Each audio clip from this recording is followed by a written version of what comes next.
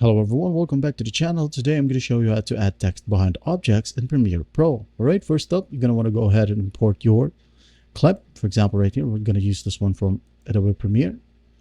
So, what you're going to do now is basically add a text. Alright, for example, this one. For example, I'm going to add the text behind this tree right here. So, I'm going to go ahead and put it in here. And for example, tree.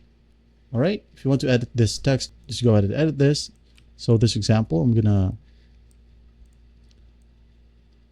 adjust the time or duration.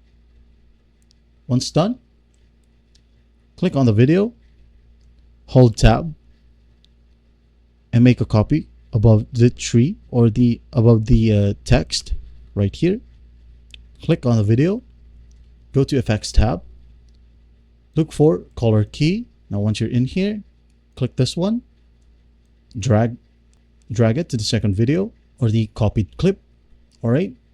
After that, go to the effects control, look for color key right here. All right. Key color, and click on this drop icon right here.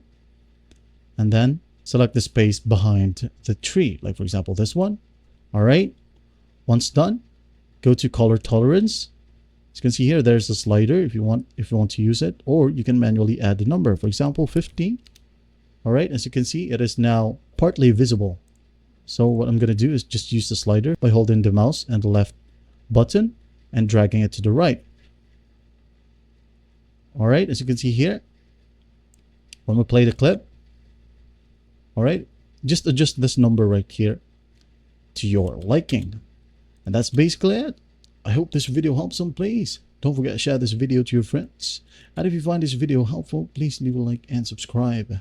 Thank you for watching. Goodbye.